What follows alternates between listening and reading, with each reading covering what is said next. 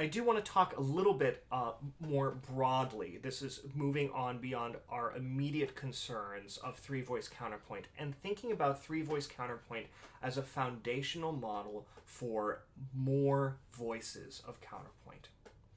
So three-voice counterpoint really is in many respects an ideal model to study and to understand common practice era contrapuntal techniques. First of all, we can now have complete harmonies. We can also have differentiated tune, filler, and harmonic support voices if we choose to have that sort of texture. And we also approach the limit of human attention, which tends to reach a ceiling when encountering three streams of information. Once we get to three streams of information coming in, our ability to attend to each of those streams individually really drops off. So what we'll actually see is that in many instances of tonal counterpoint with more than three voices, we can often reduce the counterpoint down to three idealized contrapuntal streams of information. Let's take a look at a few pieces by Bach which I feel demonstrate this. Here's a wonderful fugue, the St. Anne fugue in E-flat major on BWV 552. This is a fugue for 5 voices. Now, I've outlined a little portion that's in 4-voice counterpoint. And then the second box you see is labeled 5-voice counterpoint. Let me just play these passages, starting with the 4-voice counterpoint block.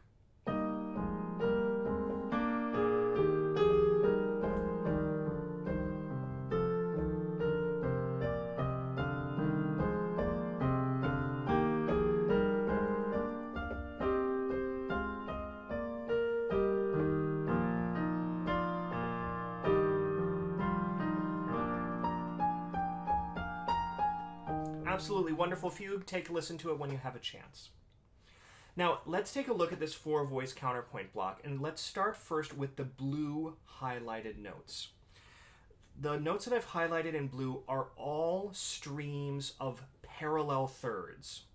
So I've highlighted first the lower 2 voices,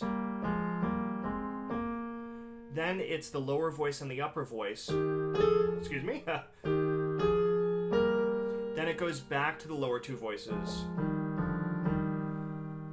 Some middle voice interaction there. Then in the second system, it's mostly the outer 2 voices with some inner voices used.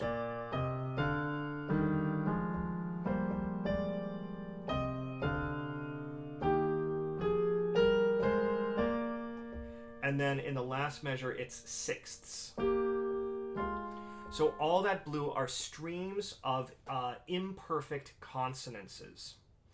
So that's one way that this style of counterpoint will reduce down the complexity, or balance out the increase in complexity, but reduce it down to these sort of 3 streams of information, is to have strings of parallel imperfect consonances. Now, I've highlighted what I consider to be sort of the other streams of information. For instance, we just have some moving lines, the green and yellow lines, in the top, in the first 2 measures of this example.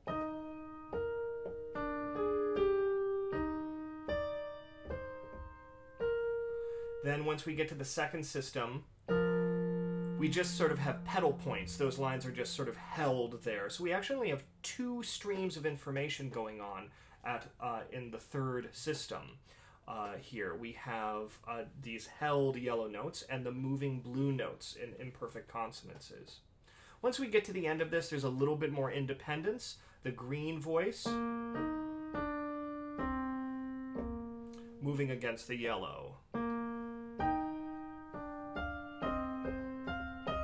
But even this kind of reduces down to parallel thirds. Let me highlight those. So here's starting with the green, B flat, then here's a third, an offset third, then ornamented, then B flat and D. So even that reduces down those 2 streams to maybe 1 stream of ornamented information. So even though this is rich 4-voice counterpoint, we only have at most maybe 3 different streams of moving information at a time. And that continues once we get to the 5-voice counterpoint. Take a look at the green highlighted segment.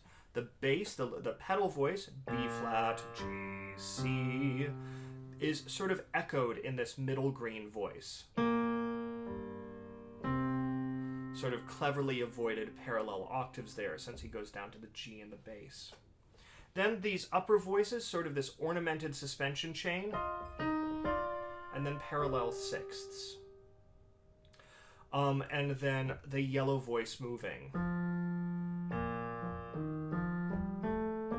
So even though we've got 5 voices going on at the same time, it does feel to reduce down to 3 streams of information. We see this also in the Reicherkar Auf6 from the musical Offering. This one's a little bit trickier to play and get all the voices in. I'll do what I can. It sounds something like this.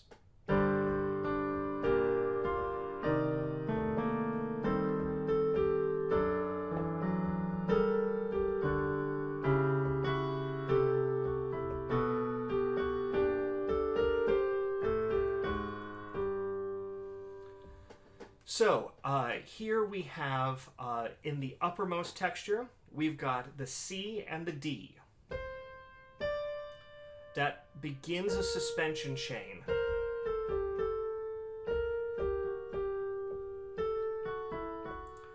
And basically this suspension chain, this 2-3 suspension chain, 2 down to 3, 2 down to 3, 2 down to 3, 2 down to 3, is basically ornamented thirds, just with some added dissonance. So that becomes one stream of information, these ornamented thirds. The green at the beginning, I've got the G and the D in the lower voice, is echoed in the middle voice. D, G, F, E flat. After that, the green is individual upward lines. And once we have that long-held pedal D, it sort of recedes into the background. And then we have the lower voice, which is the subject.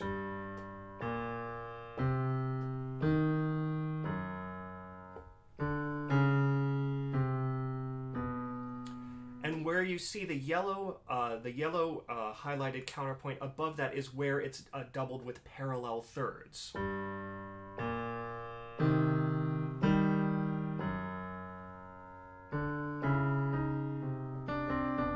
Sometimes ornamented, but still doubled. So here, even though it's complex, it's 6 voices, this is very complex counterpoint, it does reduce down to 3 ornamented streams.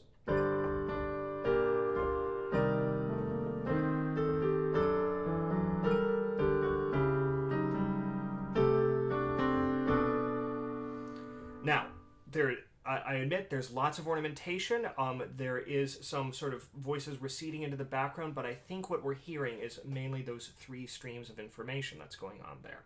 And I wouldn't be surprised if Bach were thinking of it that way. Lastly, let's take one final look at 7-voice counterpoint. This is from a magnificent motet by Bach, Singet dem Herrn ein neues Lied, for 8 voices. And this is a fugue. This is a 7-voice fugue. Now there's 8 voices, but you'll see when we get to the end of this system, you'll see that the voices start doubling. Now this is all one system of music. This is all happening at the same time. So I'm not going to be playing all of this at the same time. However, let's break this apart one bit at a time. First, we have the blue highlighted notes at the top of the page. The blue highlighted, the top system sounds like this.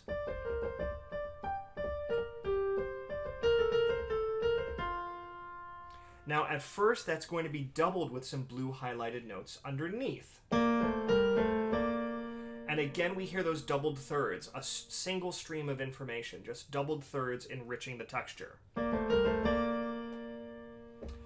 And that the upper voice continues on.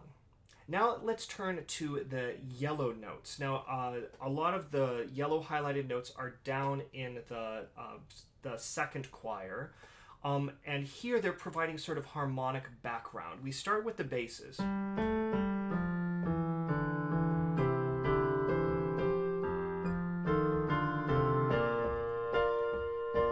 Especially once we get to the end, it feels very chordal.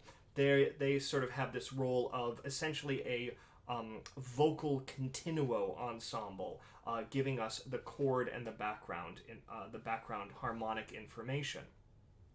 Now I do have, in the first two measures, I do have yellow voices up top, and that's because they're basically ornamenting some of the ideas that are going on underneath.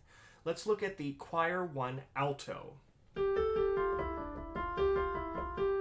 Compare that to the choir 2 bass. We start off basically ornamenting what the bass is doing. That G-A-G motion. And then starting to move with some sixths and thirds. That G, G, F, E, F, G, paralleling the E, D, E, feeling like parallel thirds there. Similarly, we have a similar function for what's happening in the tenor voice, basically supporting that motion underneath with some contrary motion, but a lot of this with parallel thirds and sixths with those voices. Here are all the yellow voices together, the alto 1, tenor 1, and bass 2, slowed down.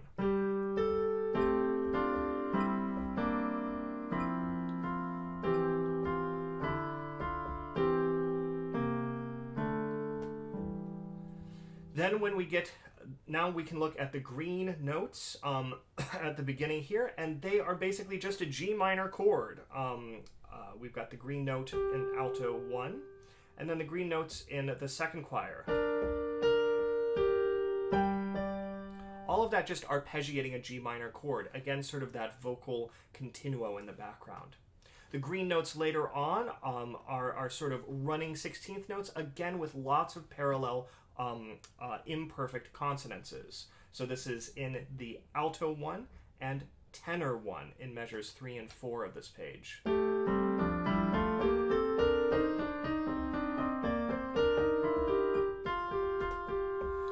And by the time that we're at the end, it's just that F going back and forth. F, G, F, G, F, G, and just ornamenting that F. So that's sort of a stream of information. And finally, we get the start of the fugue subject that is doubled in the basses, and these basses are coming in together. Again, a wonderful motet to listen to when you have time. But to reduce this down, essentially what we're seeing here is that at any given time, there are only 3 colors up on this score. There's only 3 streams of information. Yes, they are ornamented. Yes, they are complex, but they're all based on these ideas of 3-voice counterpoint. We're balancing the motion between the voices. We're balancing the dissonances between the voices, and we're seeing how those fit into an overall harmonic structure. So, hopefully this gives you some starting points to work with 3-voice counterpoint, both for writing it and analyzing it. And this will lead us on the way to be able to write our very own fugues.